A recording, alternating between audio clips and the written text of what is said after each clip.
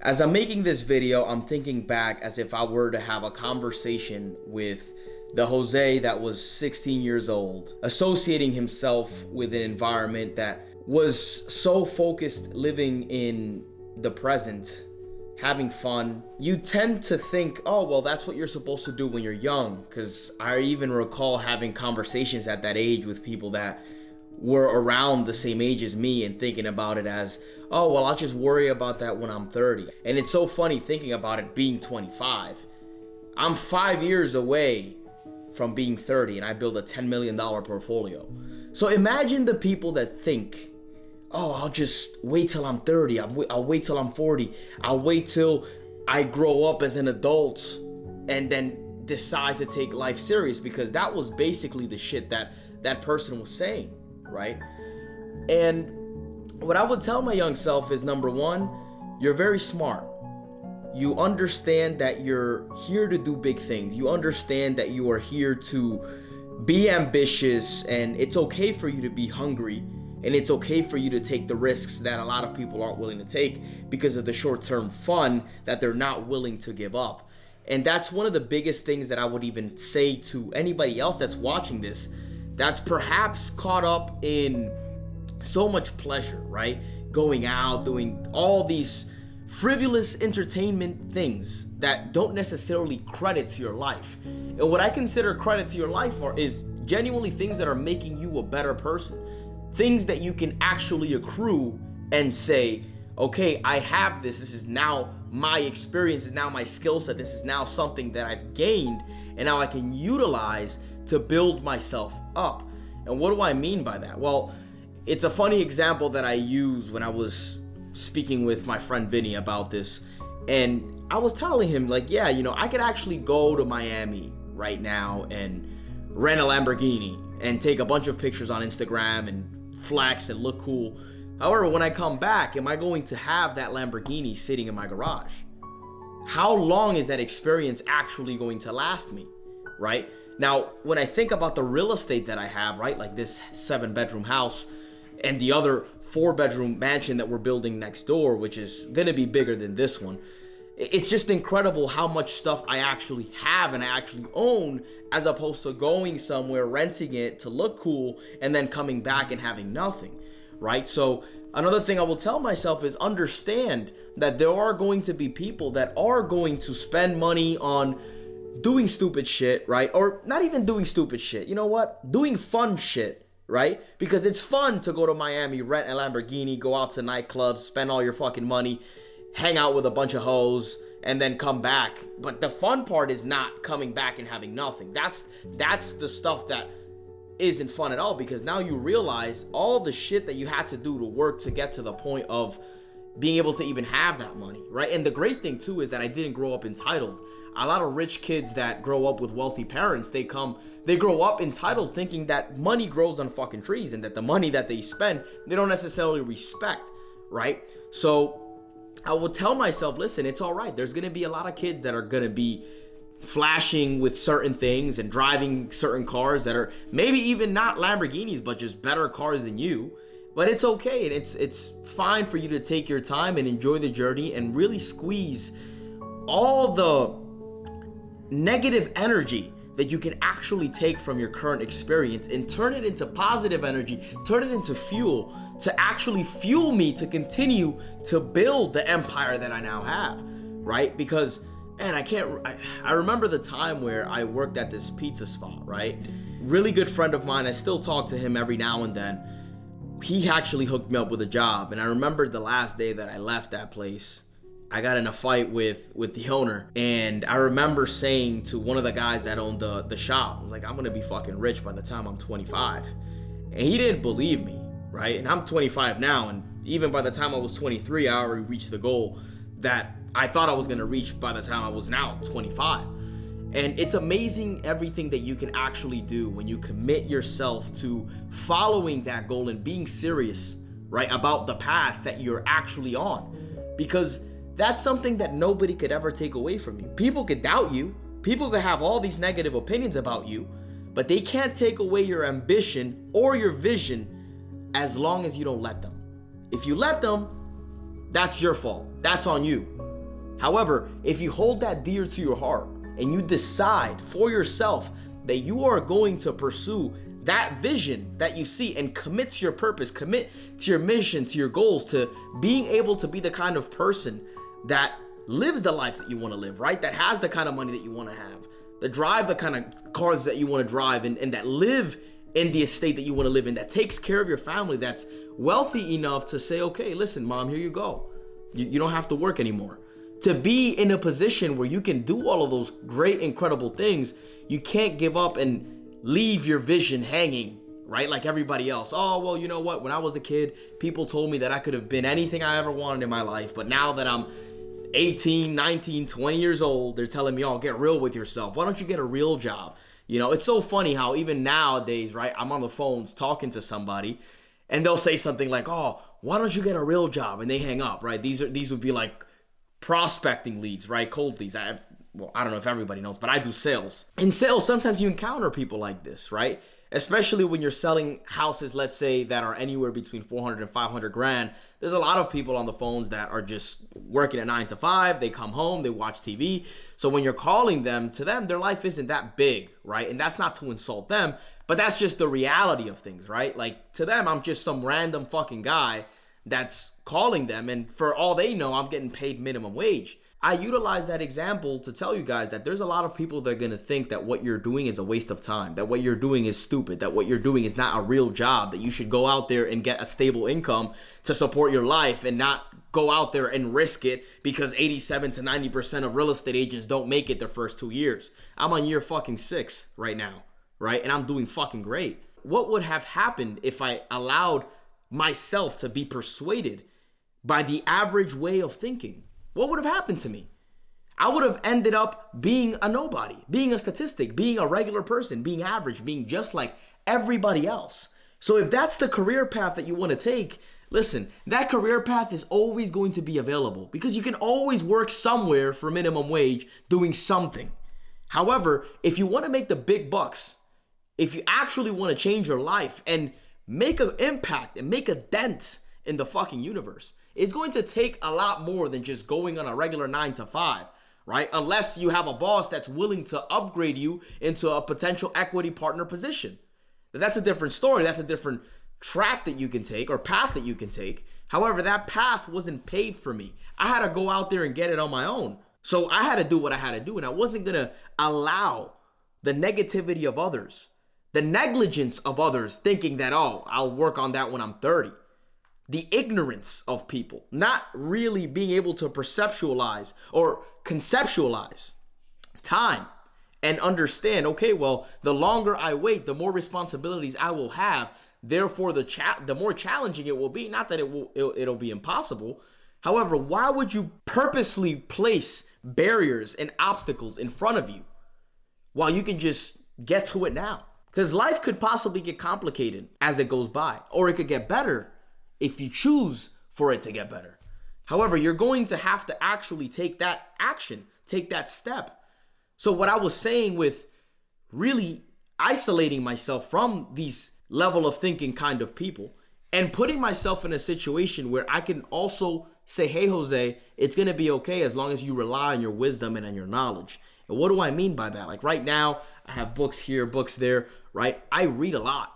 And the reason why I committed to reading was because I understood that for me to be able to gain the information that I didn't know or that I didn't know I needed, I had to actually open up a book and read about the experiences of all the people that made it before me. What obstacles did they face? What challenges did they face? And again, being patient that I may not know the answer right now. However, as long as I continue to read, educate myself, apply, gain the feedback from the world, and take that feedback and utilize it to build myself and to credit myself into a better person, I know that I'll figure it out, right? And as long as you're staying in that path, you don't have to get lost and frustrated about the whole staircase. Just focus on one step at a time. And little by little, one step at a time, you're climbing up that ladder, you're climbing up those stairs, and you look down and you're like, wow, man, I'm fucking far up compared to everybody else that was around me. But you know why that is? It's because you didn't fucking give up. Because you kept going even though they doubted you. They had all of their negative thoughts and their negative experiences and their negative references that were told by all the other people that were too pussy to fucking take the risk, that they're being held back by those limiting beliefs. But not you, unless you let it. So that's the importance of even having somebody like myself being by my side and just guiding me and saying, hey, bro, like, listen, it's okay. Because when you're going through life and you don't know the answers to things and you're not knowledgeable at that level, your decisions are going to be limited towards what you know. However, if you have somebody that's been through it, and that's why I always give gratitude to my brothers, because they've helped me out tremendously. And that's why I always share with the world, you need solid brothers around you that are willing to guide you. You need people that are wiser than you, that have done it, that are willing to actually sit down with you and have a conversation. But you know why it's so hard for people to find these mentors, you can say? Because the people that I meet these days, I could say more on the younger side, a lot of them are fucking entitled. They're arrogant and they're fucking ignorant. And when they sit with somebody that is actually knowledgeable and reputable and credible, they start to talk so much about what they know. Oh, I read this book on this, I did this, I did that. Even for me, like when I was reading, I wasn't going into networking events and trying to impress somebody else by shoving down what I know, especially if it was somebody that could possibly help me. I would let them educate me. Maybe I know 90% more than this person that I'm speaking to right now. However, that 10% might make me my next $10 million. That 10% may be very valuable to me. So why am I going to throw that away by being this guy that's so full of himself and talking all about himself all the fucking time? No. But this is actually a lesson for networking, right? Which is a lesson that I would pass down to my younger self. The importance of networking. Your network is your net worth. We've all heard that, right? So I would ask myself, okay, Jose, who are you surrounding yourself with? And get this sooner rather than later. Don't prolong it. Don't wait until you're 18 and you've exhausted from 16 to 18 all this time hanging around with fucking losers and say, wow, okay, now I really need to get, because when I started hanging out with better people, that's when my life started to change dramatically. I was working, networking, building my business, and that's all I was doing. And everybody that I was meeting, that I was introducing to my life, some way, shape, or form benefited me and my business. Why? Because when you start to associate yourself that are on the same path as you, and even if they're not ahead, but maybe they're side by side, and you guys are both going after it, you are likely to also learn from that individual, because that individual is also looking into certain material that you can now collaborate with, exchange information, and combine your minds together to be able to transfer information from one mind to the other and build the third mind, which Napoleon Hill talks about, which is the power of collaborating with somebody else. Don't just stick to yourself. Don't just be the lone wolf. Understand that you will experience trials and tribulations. Understand that you will see certain people driving the things that you want to drive, the cars. For me, I make that a statement because for high school, I was only driving in a fucking Honda Civic. And that's because I was hustling, right? Making money on the side, gambling, doing this, doing that. It's the only reason I was able to afford a car. It's so funny, right? Because nobody in high school had a Lamborghini. Nobody. None of my classmates. I didn't go to a private school or anything like that. But even thinking about like a Honda SI, right? I remember this kid had a Honda SI or a Mitsubishi Evo, right? One of my friends had that. And I was like, wow, bro, like that shit is fucking cool. And all I was thinking about was like, man, I can't wait to make money so I could buy a cool car like that. However, what I didn't know at that time was the how. How am I going to make this money? How am I going to build a life where I cannot just afford just one car? Now I can afford any car I want, any house I want, any trip I want, any experience that I want. I can do literally anything that I want because it's not about the car. It's about the option. And that's what I didn't understand at that time. So I would tell myself, listen, it's not about the car. It's about the option to do whatever you want. It's about the option to buy the car or buy something else that you may deem is more important to you in that specific point of your life, because interests change, right? So be patient. Understand that you're going to go through these challenges. Surround yourself with the best people that you can possibly find, right? For me, I'm thankful to have brothers again. And if you don't have brothers or you don't have anybody in proximity that inspires you, now we have the internet, right? There are so many networks that you can join that will offer you the opportunity to also network with other people that are also making things happen, that are at a higher level than you are. That's why I always talk about the Built From Pain network, because there are people within that network that I wish I had when I was 16, 17, 18, right? So it's very, very important, the environment that you surround yourself with, because that is likely to mold you and mold your tastes to what it is that you're going to do and want to do. If you're surrounded by a bunch of millionaires that all they want to do is make money and live the high life, that's all you're going to want to do. But if you're surrounded by a bunch of junkies that just want to be on the street or party all the fucking time, that's what you're going to do. I don't have the luxury to fucking party all the time. I got people I need to take care of. So my life is very different than the asshole that doesn't want to do shit for anybody. I actually have to provide and protect my people. So I choose to create an empire and build a kingdom that is self-sufficient, that is self-reliant, right? And that's what it's about.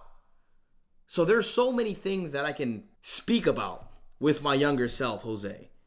What I will say though is that he was smart enough to figure it out, because I'm here right now. And if you're figuring it out right now, listen, be patient, but also be aggressive, because you're not going to have $1 million from one day to another unless you've been working on that thing consistently, right? Or you invest in a shitcoin, right? And somehow you get lucky.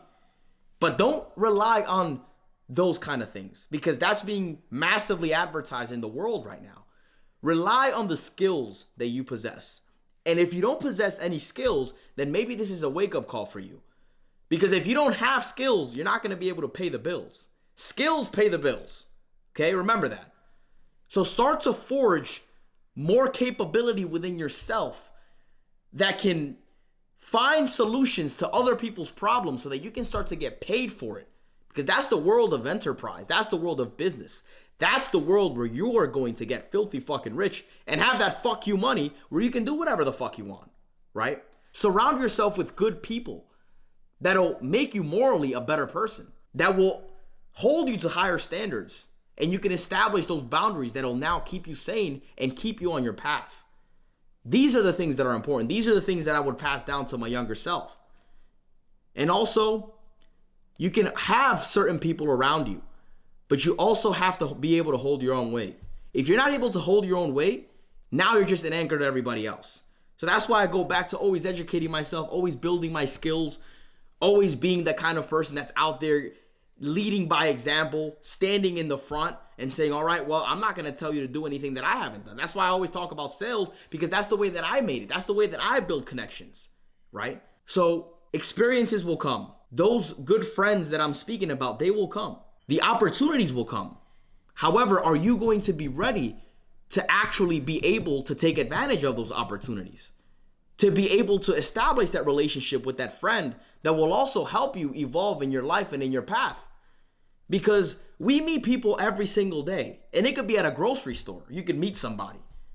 However, if you're not in the position, in the right mental space, with the right habits, with the right way of communicating with that other individual that may possibly want to do business with you, if you have a conversation with him, do you really believe that you're going to be able to earn his trust and do business with him? My 17-year-old self wouldn't have been, because I was just some drug dealer on the fucking street. Who the hell would take me serious? I wouldn't take me serious. However, once I started changing up my life, I started to get more in the mindset of, okay, I want to do real estate. Wow, it's so cool. When you buy real estate, now I can actually own this piece of property and I could rent one side, live on the other, and get paid. It's like renting for free and getting paid at the same time. Oh, and it goes up in value as well. So if I own it for 3 years, I can actually go ahead and turn around and sell it. I said 4 because I actually bought a property in 2019 for $300,000 that I was fully renting.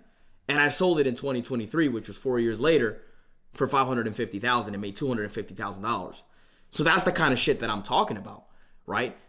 However, we all get to that point of learning these things and really taking it serious when life teaches us that we need to take it serious. And I'm glad that life taught me that I needed to take this serious as soon as it did when I was 18, because I don't know where I would have been if I didn't start to take shit serious then. And that's really the blessing that I have. And if you're watching this video, then this is a wake-up call for you. This is a sign to you that it's not to take life for granted. It's to actually make the decisions that you need to make now and today so that then you could live a more prosperous future tomorrow.